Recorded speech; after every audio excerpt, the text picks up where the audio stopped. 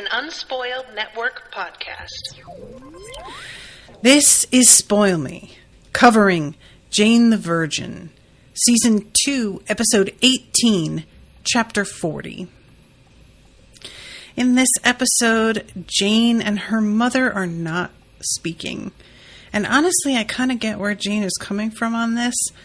I appreciated the resolution and the way that it was set up, but I also did feel like it sort of undermined a lot of Jane's good points.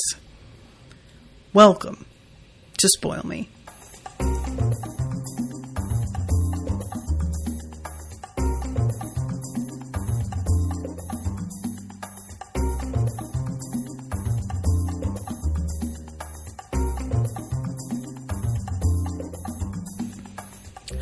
Welcome to the show, everyone. I am Natasha. Thank you very much to Samantha for commissioning this episode.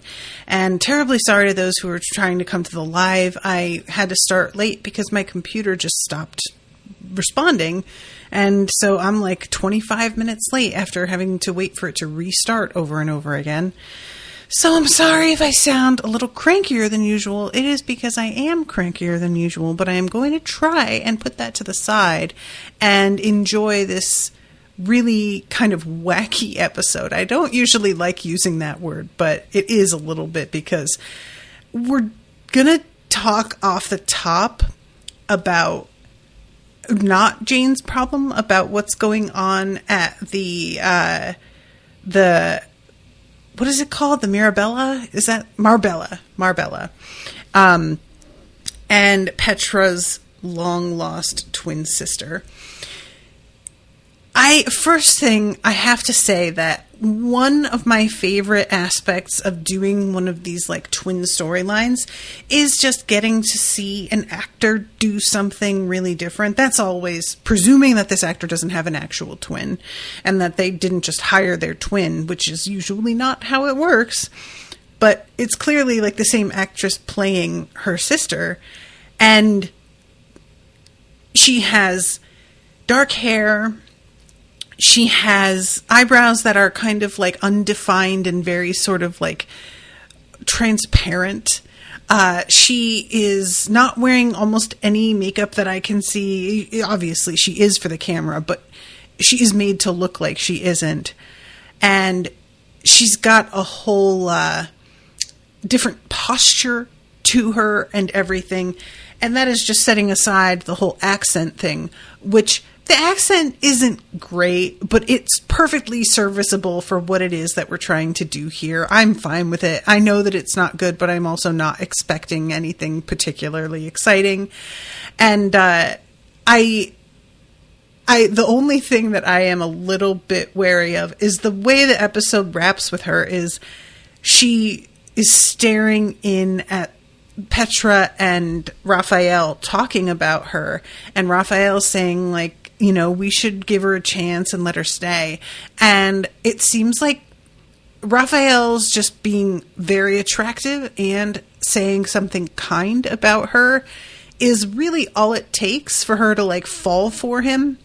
So we're going to have clearly a concept about the like Petra is, I think, still in love with Raphael, but she did reject him, rightfully, because she can see clearly that he is still in love with Jane.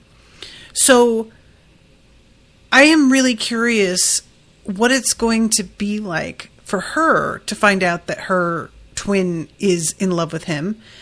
I am so sorry if there's anybody in the chat who can help me out on her twin's name. I already have forgotten. I don't want to look it up because I'm sure there's a spoiler attached. If I tried to Google Petra's twin sister, I'm sure it would be like death and in episode whatever.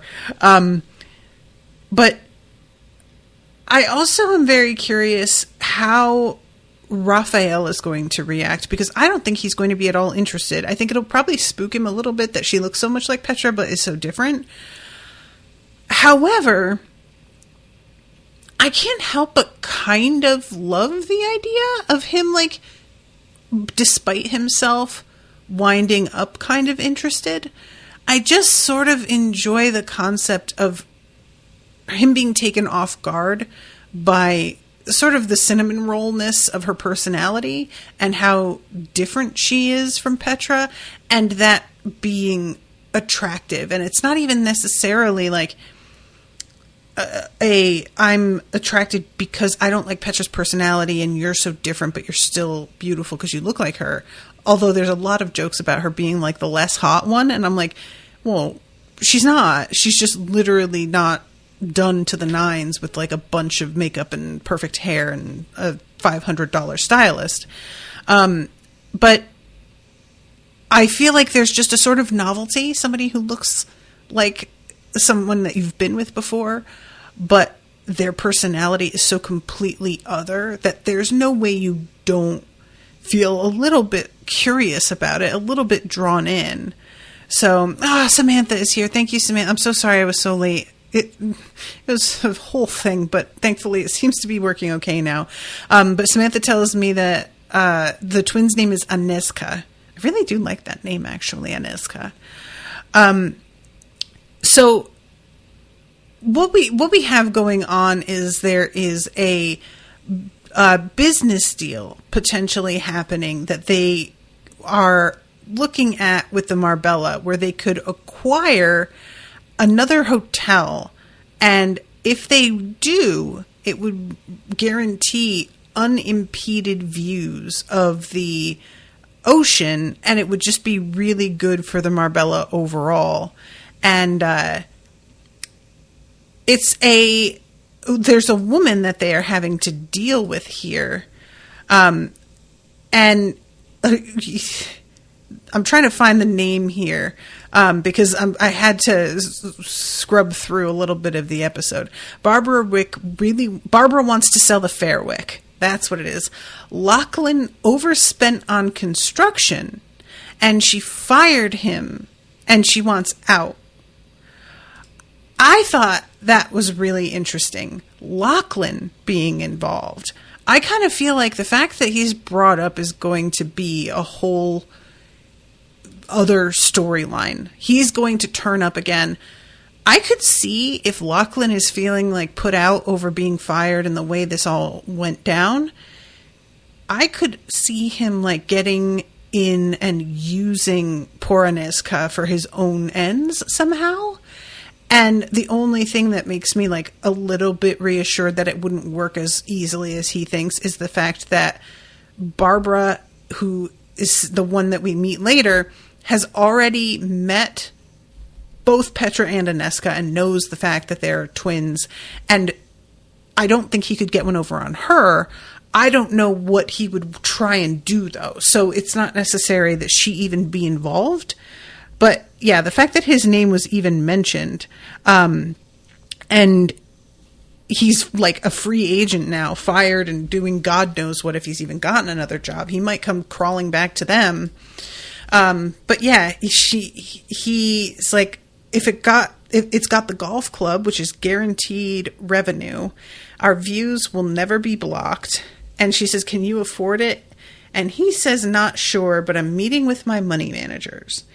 And long story short, there is an incident with Aniska because, you know, when she first meets Petra, she says something about how she also jumps when she's scared and that she needs space. Sometimes she scratches. And when Barbara comes to see them a second time after a very successful first meeting, she accidentally like goes for Aniska for a hug thinking that she is Petra, and Aniska scratches her in the face, which we later have a like really apologetic scene. Aniska just falling all over herself, like, I can't believe I did this. I hate myself. And then when her apology is accepted and Barbara tries to tell her it's okay, she is like so grateful. She's practically like on the floor with her belly in the air. And I really did like the fact that even though we're having some issues with the being mistaken for my twin thing, so far they've all been really quickly explained and straightened out, that we don't have a lot of lingering like, oh, clearly it was your twin, how are you not putting the pieces together kind of thing. You know what I mean? Because this is something that and who knows, this may be coming, but I feel like the show is aware enough of like the laziest ways you could do this sort of storyline that they won't fall into this trap. But you know, there's a book I'm reading right now, and I won't name it because I'm not trying to be a bitch, but the book I'm reading is a cozy mystery, and it's, you know, a baker who owns a cupcake shop, and it's the first in a series, and inevitably, as always happens with these kinds of cozy mysteries, somebody dies and they are found holding the cupcake in their hand, and it's been poisoned, and there's obvious suspicion falling on the bakery due to this. But it takes the baker who finds the body and sees the cupcake in the woman's hand. It takes her so long to piece together that she will be a suspect because of that. And it's just like she's not putting two and two together, and it makes me enraged as I'm reading when people are like beginning to act weird around her and she isn't understanding why. And it's like, they think you killed a woman. She died with your cupcake in her hand. What do you think is going on? And that's what can happen in these twin storylines of like somebody hears something and they're like, well, she did such and such. And they're like, what? I never did anything like that. And then they later find out and they're really surprised. And I'm like, you have a double walking around in the world. If there's something inexplicable sounding like that, why would you not immediately leap to this conclusion? This is also making me sort of wonder, and I haven't suspected this of Inesca because she has seemed so upright in so many ways. Like, she's underhanded in that she is a pickpocket. We actually find out about this later. She stole some woman's wallet at the pool. But she isn't like... It's not like she's crafty because she enjoys deceit. It's just that she has always had to live hand to mouth, so she doesn't really have a concept of being able to have like a moral high ground, because that's a privilege, frankly, that she was never afforded. So I have seen her as somebody with a decent moral center, but another story might have her dress up like Petra and try her best to pretend to be Petra in order to attempt to seduce Raphael. I don't know, though, because Petra has already rejected Raphael. I don't know if that would work, and I can't believe that Inesca is going to believably be able to pull off Petra's whole demeanor and the accent and everything. So I would probably suspect this is what she was going to do if she had been shown to be a really different person than she is. But I am looking forward to whatever development there is. So, and in the end, Barbara is like, you know, I can put this behind me, but the truth is this does make me like you a little less. And I was like, that is really unfair. I can understand how that would be true, but it irks me because it really is so unfair. And she says somebody else has put in a higher bid. If you can match it, you can have it. And the only way that they can match it is if Raphael uses the dirty money that he got from the insider trading scheme. And the way that it's done, the narrator says, and yes, he would later come to regret it. But that's later. And there's something about the but that's later that really made me laugh, because isn't that just the way so many of us like go through life? Is just like, yeah, there'll be consequences to this, but those will be for later. We won't talk about that right now. So I really hate this too, because like I've been sort of saying Raphael wound up getting drunk and then he agreed to this thing when his judgment was off. But I'm kind of wondering if he got drugged and they just took out his phone and did this. And, you know, like there's no way that this slimy dude is trustworthy. I'm not buying it. His brother is up to no good. The way it all went down with him not remembering things, it's just highly suspicious. And I have no idea how you prove something like this after the fact. If there are any like cameras that caught what happened at the bar, or if they were even at the bar when it happened, I think they may have been in one of the rooms already. So there won't be any surveillance in there, I assume. So yeah, I'm really not excited about all of that. But okay. So let's go back and talk about Jane. There's a pretty funny bit that they're doing this episode. So we start off with Jane as a little girl talking about how she wants to learn how to dance salsa. And when she takes the first class after begging to be allowed to do it, because Alba turns out to have the better judgment here. She's like, why don't we try a free class that's down at the rec center, see if you like it, and then we can sign you up for a class. And she doesn't want to hear it. She just wants to start because it spoke to my soul. And her saying it like that really gets to Xiomara, who is like, oh, come on, just let her do it. But she takes one class and she hates it and she asks to quit. And Xiomara, seeing how miserable she is, tells her that she doesn't have to do it anymore, when Alba is like, you absolutely must follow this through. You committed to it and you're going to do it. And later, this is something that Jane brings up about, I wish that you had made me stick it out. I wish that you had been more of a parent and less susceptible to doing whatever I wanted in the moment just to make me happy in a sort of irresponsible way. And I felt this in my bones. It's really weird, actually, because I was just having a conversation about this with Rashawn. Her mother and my mother are very different in their personalities, but they have had a lot of the same weird struggles, very specifically, that resulted in them both being unprepared for parenthood in ways that resulted in both me and Rashawn aging faster than we probably should have needed to, because our parents did not feel like adults to us. And it was always difficult for me growing up because my father was much older than my mother. They had a 12-year age gap. And so because he was so much older, he should have felt like the adult. But because of the language barrier and the cultural barrier that happened for a long time until he became a little bit more assimilated and got better with the language, there was a lot that he didn't really fully understand or know how to navigate.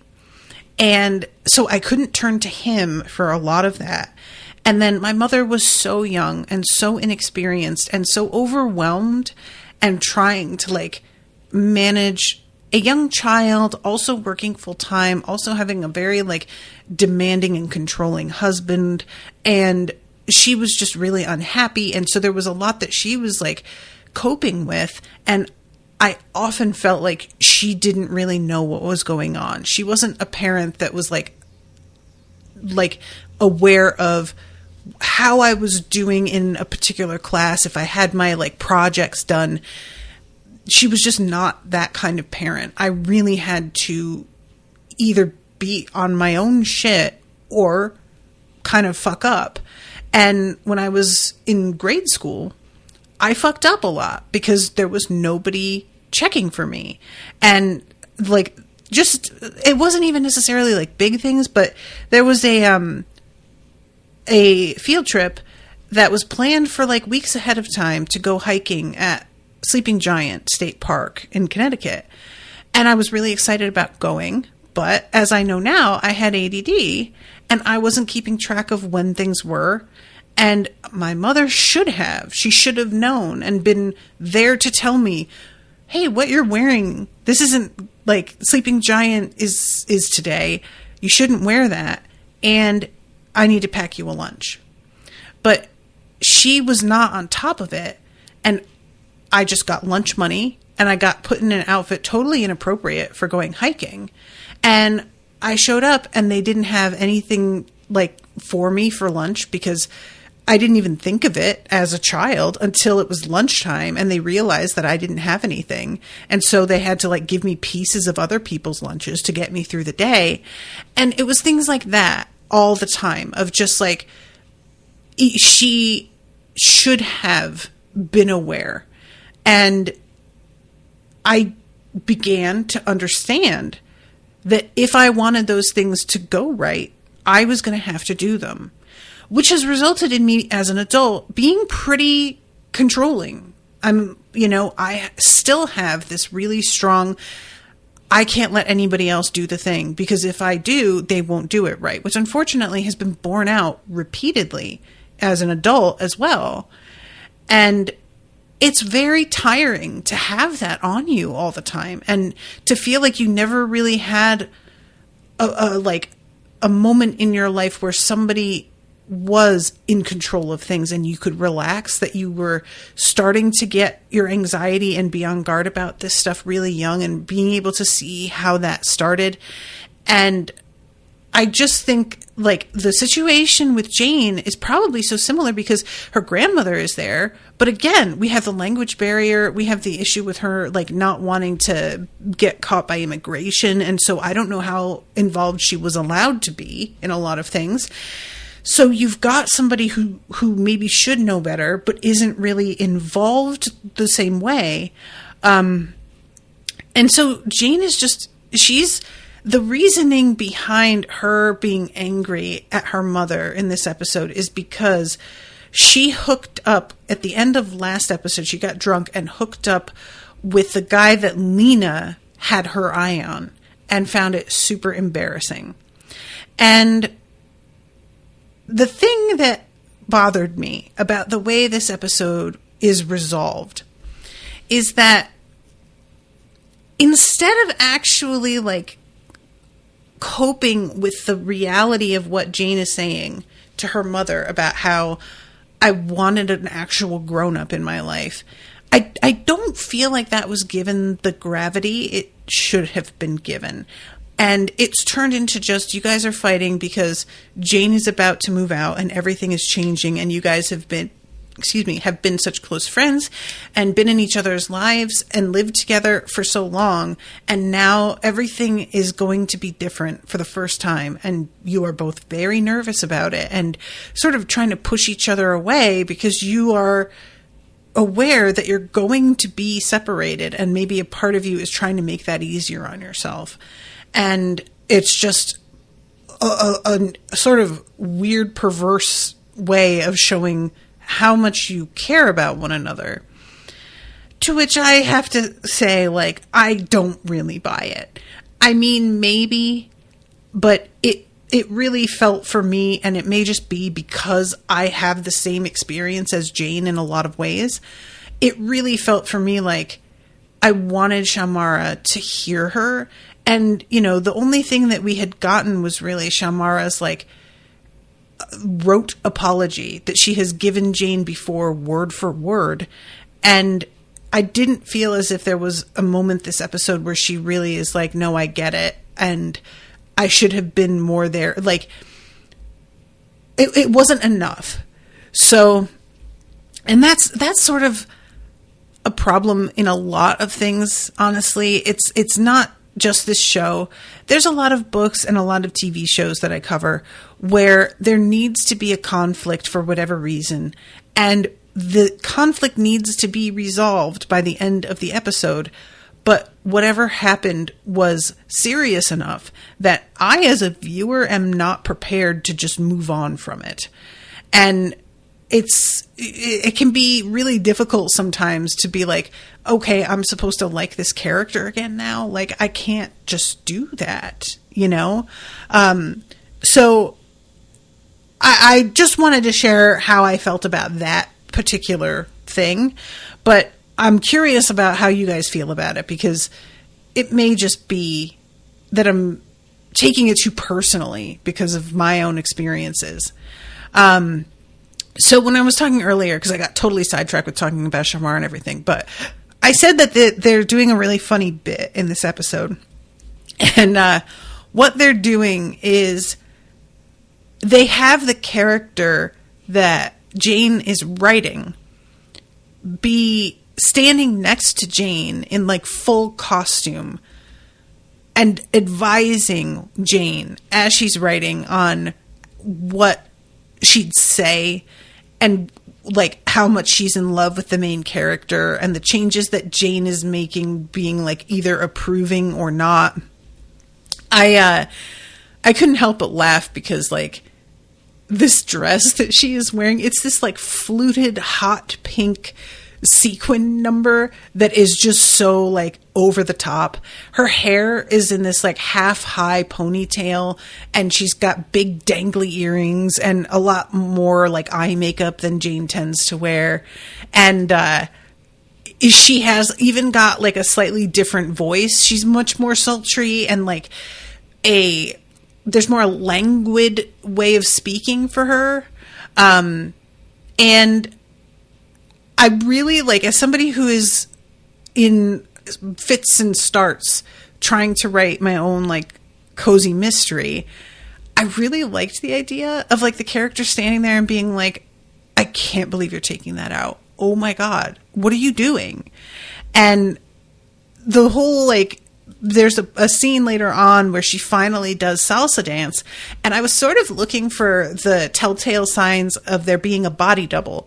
There's a scene in Frasier where Daphne is dancing with Niles and they do this tango, and it's like this incredibly like skillful dance. And you can see so many moments where the dancer's face is being covered up by the wig, and it's obviously not the same actress that plays Daphne doing the dancing. But I think that this was Jane doing all the salsa dancing. There was no like camouflaging of her face or moving away from her face the way I was expecting there to be. So I was kind of impressed. I was like, oh shit, she's just out here doing this. Okay. So anyway, she's writing, and when Michael comes in, he is saying, are you sure you want to take 2 cars? And it's the first time that we're hearing that she is still not speaking to her mother, going so far as to be like, we're going wherever we're going separately because I don't even want to be in the same space as her. And that is like the tone with the two of them for 75% of the episode, is running into each other and being uncomfortable that the other is there, pointedly ignoring one another, and like each of them waiting for the other to crack, because Xiomara is really of the opinion that Jane had no right to speak to her the way that she did. And Jane is, as she says to Michael, she has always forgiven her mother, and that's the problem. And I think, honestly, again, I think she's right. Like, I feel that the way the show was filmed supports her in showing us in that previous episode, side by side, how almost verbatim the apology was. So it's one of those things that, like, I feel like we have too much of an advantage a little bit as viewers seeing that these are the same exact words. If there were a way to get a transcript of each of these moments and show them to Xiomara, and so she could actually see written down, you said almost the same lines in both situations, I feel like maybe she might be more apt to be like, oh God, you know? But because she's just being told by Jane, you always do this, it just sounds like Jane sort of exaggerating and being petulant. And one could say that a lot of what this show does is shown from Jane's point of view, and maybe we shouldn't take it as gospel, but I really think mostly what we're shown is what's happening. So we have a lot of the two of them, like, irritating Michael and Alba because they're just making things more difficult with one another. And they are going to the house to find out what the state of the place is and how the insurance adjuster is going to mark things down. She looks so familiar. I think that she's in, like, Sprint ads or something. But the place is still in really, really bad shape. And, oh my God, I love them still sniping at each other while this girl is trying to do her fucking job.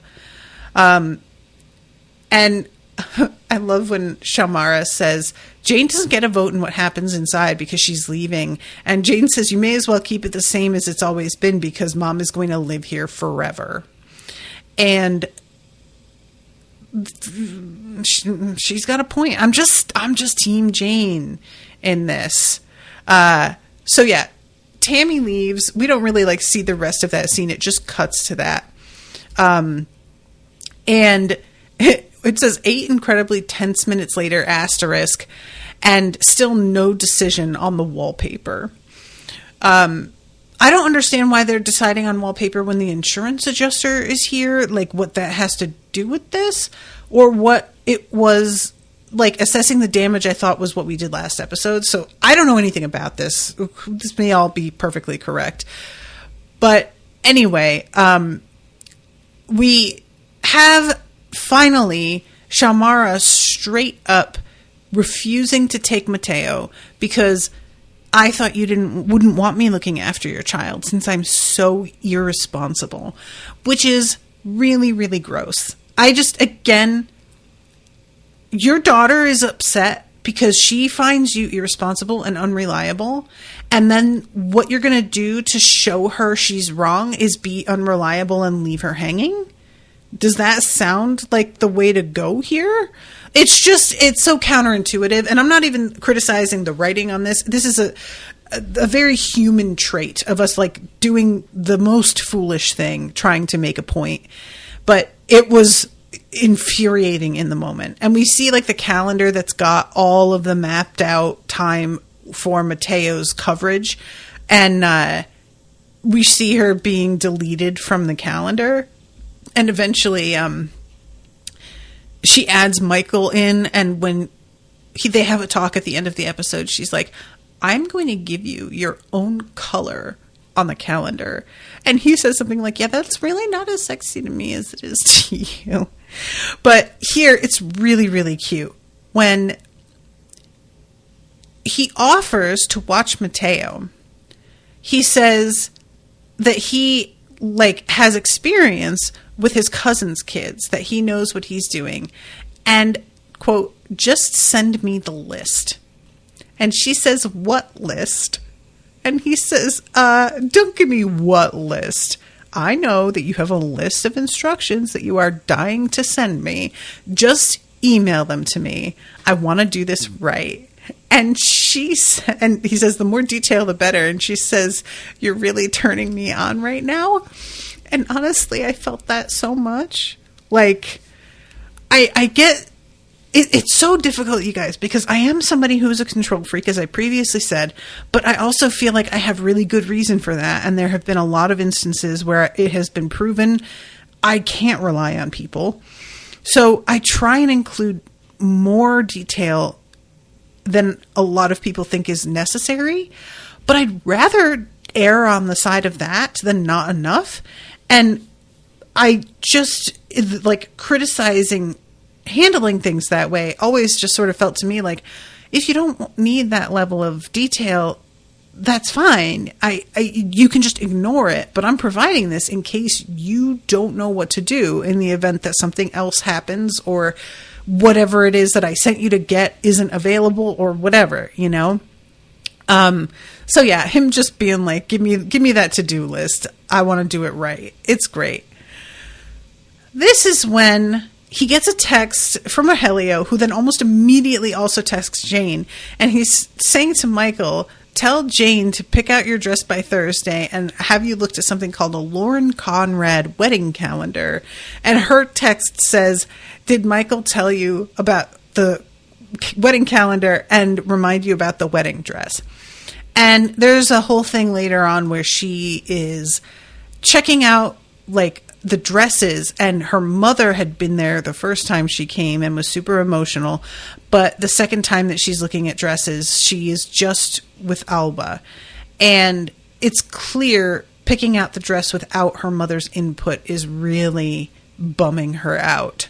And it's just, you guys, this is such one of those things that I think about a lot is how different a lot of our experiences are in terms of the way getting married works and wedding culture works, because if you are in a very traditional family, you're going to have like a group coming with you to see the dress. It's going to be a big deal. And I didn't have that the first time. And seeing just Jane with just 2 people felt much more familiar to me. Some people don't even do the dress thing at all. So this isn't something they can relate to in any sense. And then like my second wedding, we made the dress. So it was a very different sensation as well. But yeah, this culminates in a scene with Rogelio and the producers. And it turns out that he used up a bunch of the budget making this set for Jane to get married in so that it feels like her house. And there's no, like, he didn't get approval for this, and this isn't show related.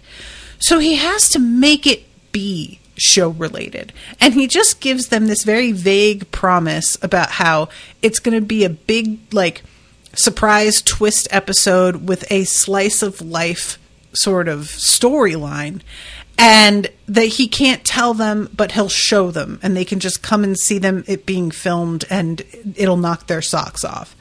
So what he then has to do is like find writers who can make a story that works for the set. And he isn't satisfied with any of the information or that any of the scripts that he is being sent. And so he winds up crawling back to, what is her name? Dina. So Dina, I'm really excited because it looks like we're going to have like a romantic thing between him and her. And I don't actually feel like they have very good chemistry, to be honest, but I think this will be funny. Maybe because their chemistry is sort of whatever. But yeah, he comes to like beg her help, and the way he does it is a bunch of cupcakes that all have her face printed on them. And she's like, dude, I'm not an actor. I don't swoon at the sight of my own image. And I did like that because, yeah, he's giving her something he would like. That's sort of the way he works. And it's just not hitting for her, you know? So she eventually like writes this script, and he is not happy with it. And eventually when he's like, I just don't understand why they're fighting, she's like, well, it's very obvious. Jane is moving out. Like, they're upset because their lives are diverging.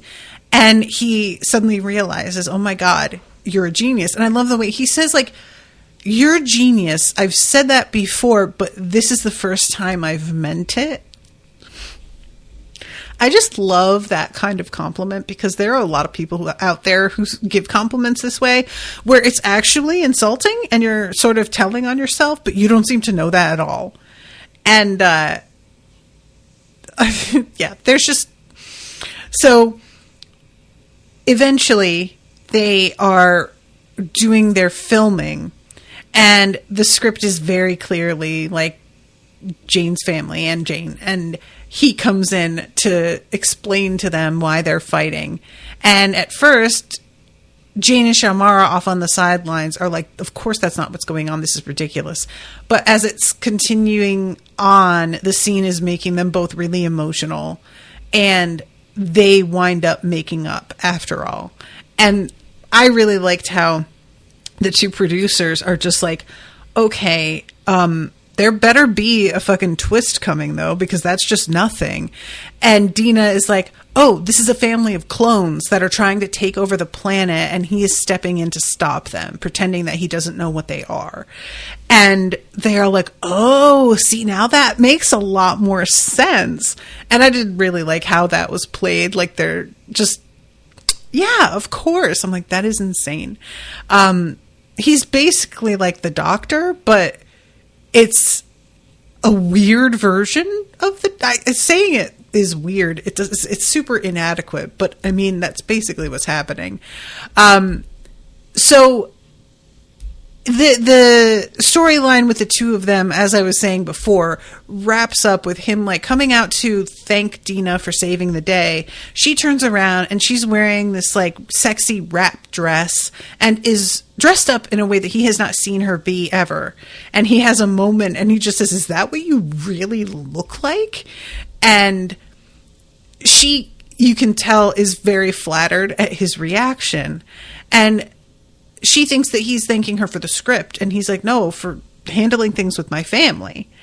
And I liked this angle a lot. She's like, it's very attractive how much you care about your family.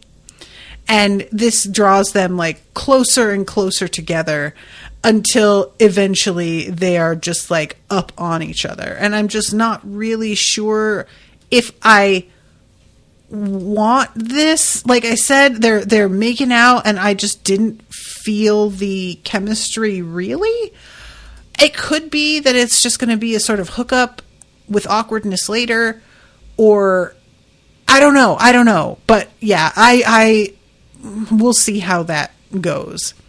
So now we have to back up and talk about Jane and her advisor. You guys, this is so difficult because, look, the Professor Donaldson is her name. Granted, is being played for laughs as like a bit of a feminazi, like overly prickly modern woman who rejects romantic relationships or romance in stories or anything because she is bitter, is the very likely vibe. And later on when Rogelio misspeaks in front of her, and misspeaking is not adequate actually, he straight up says like, "Oh, you're not into weddings because you are alone and unhappy and you are bitter." Like that's what he's saying to her.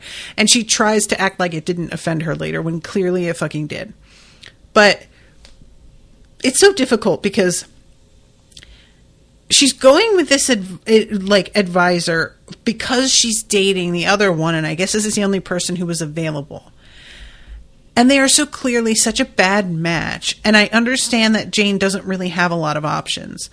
But I also feel like when the advisor straight up tells you, "Ew, I don't like the whole genre you're writing in,"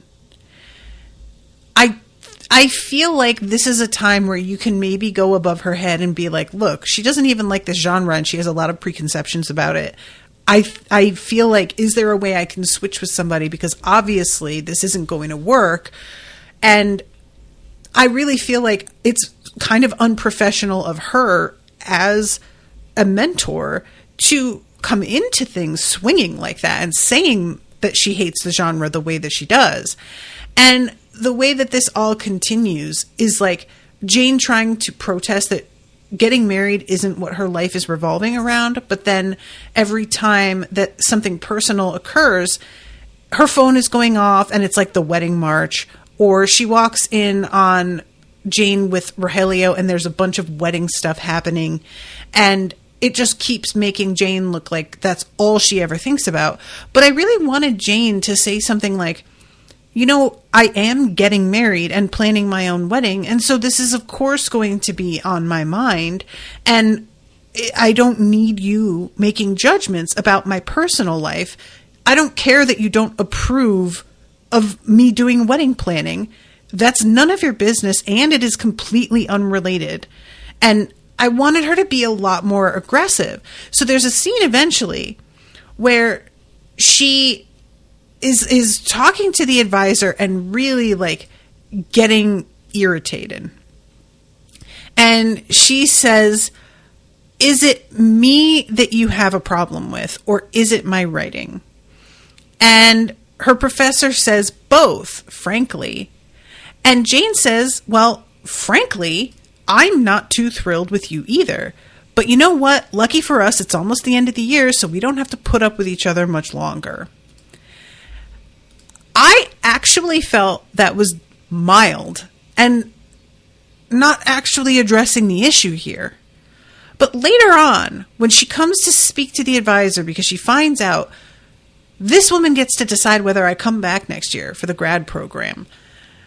So I have to make things work for her, like with her to a point. She comes back and the professor has the nerve to say, when you verbally assaulted me. And I was like, she said she's not too happy with you after you just said, I have a problem with both you and your writing. You were really shitty out of nowhere in a personal way. And when she just responded that she felt the same, now you get to claim that you're the victim of a verbal assault? Get the fuck out of here. I really wanted Jane to call her out on that. All Jane says is, I wouldn't call it that, but it wasn't about, I wouldn't say that because I am trying to defend myself and I'm trying to like downplay what happened. I wanted it to be like, hold on. You were the one who said the thing in the first place that was really like unprofessional and personal. And she doesn't really like hold her to that the way that she should have done. And I felt like there were a lot of instances here where Jane could have had recourse and it's just treated like she doesn't. And I totally understand, like, plot wise why she didn't, but at least if she wasn't going to pursue that, getting to say things the way they are to her professor would have made me feel a little bit better, because it just seems like so often Jane is really on it when she's like giving somebody explanations about why she feels a certain way. She's good at articulating that. And here it just felt like she never really addresses the problem. And the professor is like this, I don't know what to call her. It's like she's a boogeyman that Jane has to tiptoe around.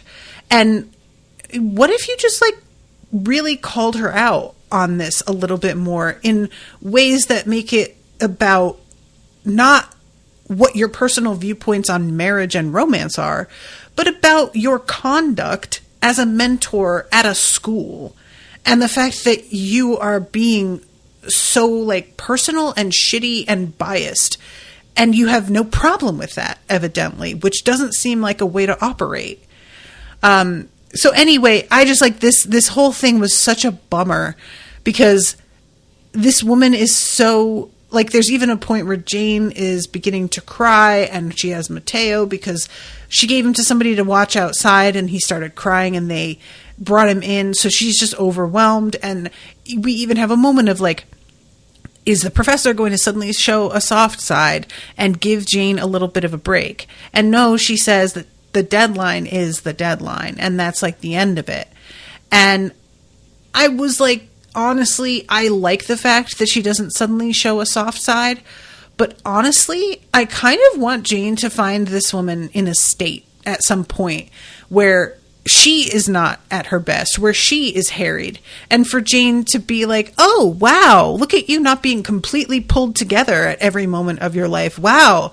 I really hope people have more compassion for you when this happens than you have had for me. But that's often just wishful thinking. So what can you do?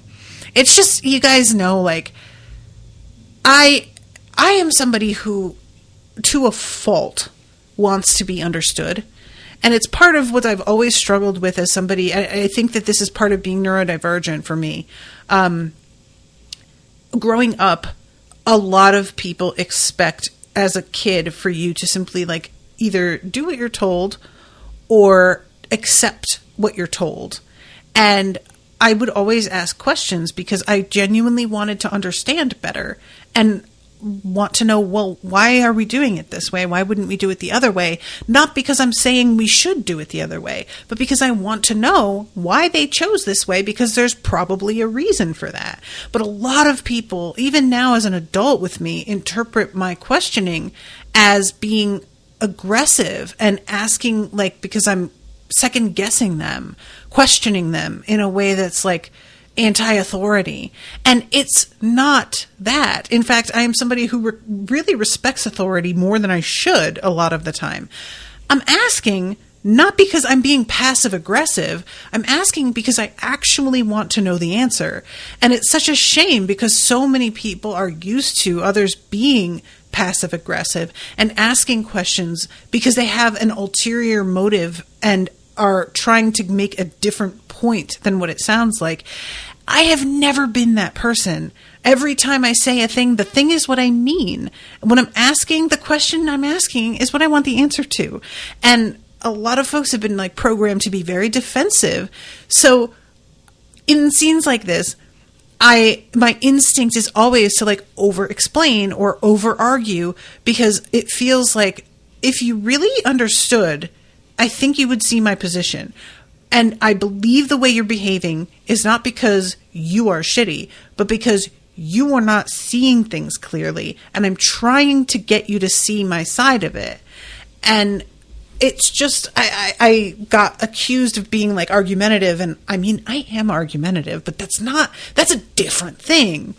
So anytime that this comes up and Jane sort of capitulates the way that she does, it's certainly in character because, again, she does respect authority, and this is something that, like, means a lot to her, and she feels like this woman is holding her fate in her hands. So she yells at her a little, yelling. I don't even call that yelling. And gets up and walks out when she thinks that she doesn't need this woman anymore, and then has to sort of turn around with her tail between her legs when it turns out this lady can determine whether she even comes back or not. But I really wanted, in the moment when she, like, yells at her, to say, to make more of a point than to just be like, well, I don't like you either. Fuck you. You know, you guys don't like each other. Sure.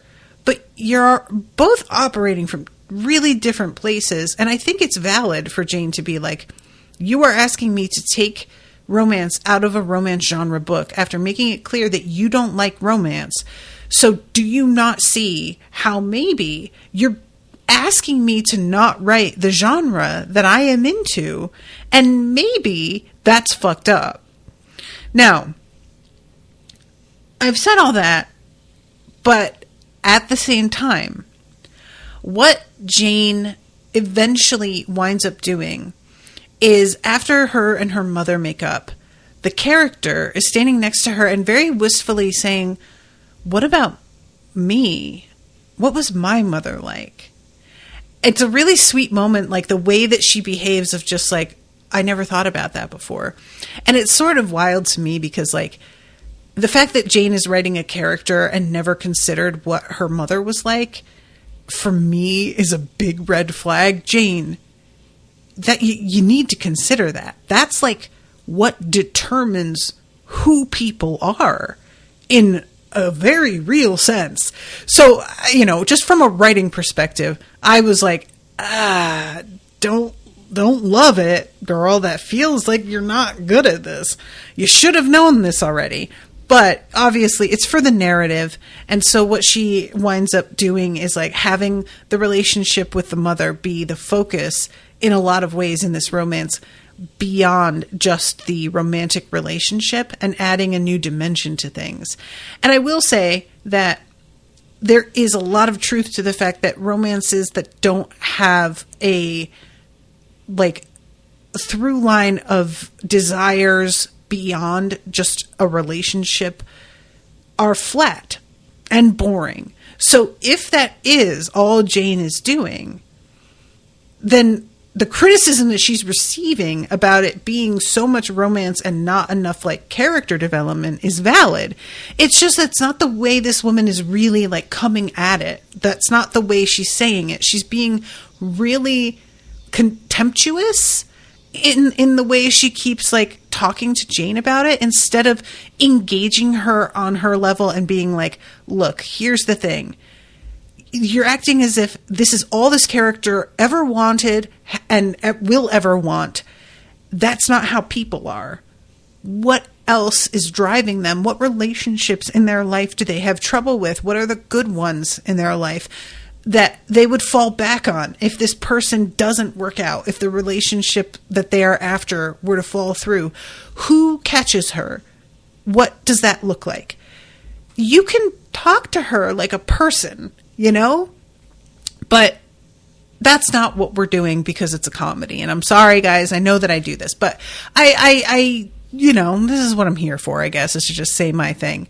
Oh my God, you guys, I'm just sort of scrubbing through this. Eventually, when Jane writes this and she gets her email back that she is getting to stay in the program, and she's super thrilled.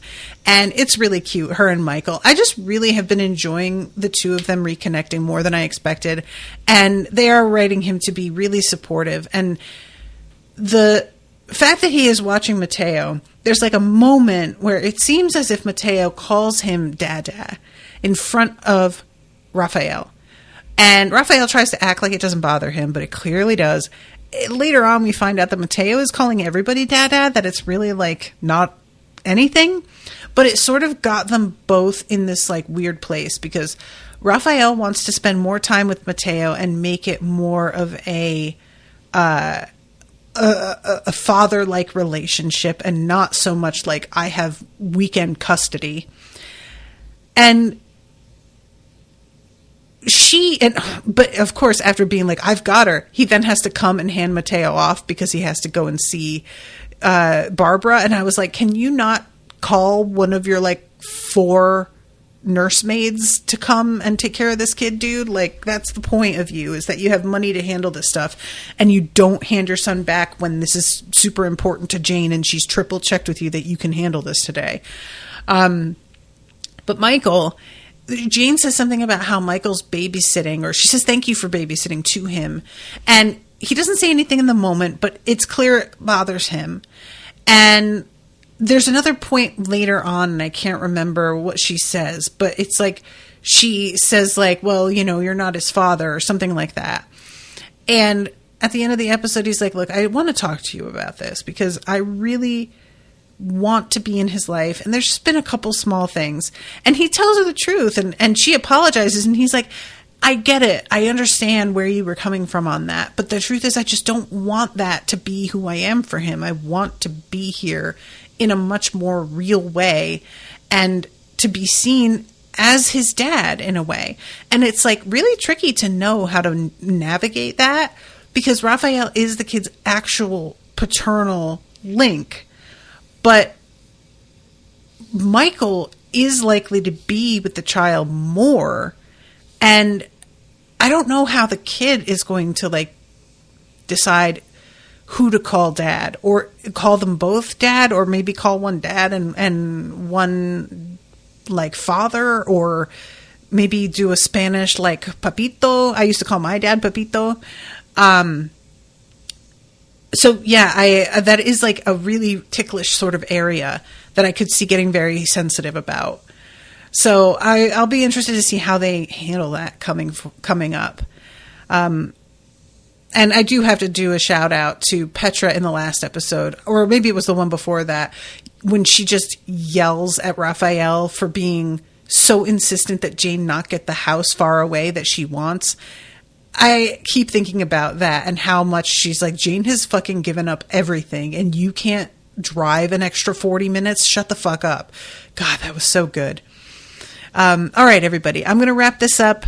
I apologize again so much for being late, Samantha. I really appreciate the patience and the assist with Aneska's name. And it looks like the next episode is the last episode that has been commissioned. So anybody out there who does want to see this show continue, if you're able to pitch in and do a commission, check it out. Not Patreon.com. Unspoiledpodcast.com will bring you to a list of buttons, and booking an episode is one of the buttons. So that's how you can do that easily and quickly. And hopefully there won't be too much of a lag between. All right, everybody. Thank you again so much. And until Thursday, toodaloo, motherfuckers.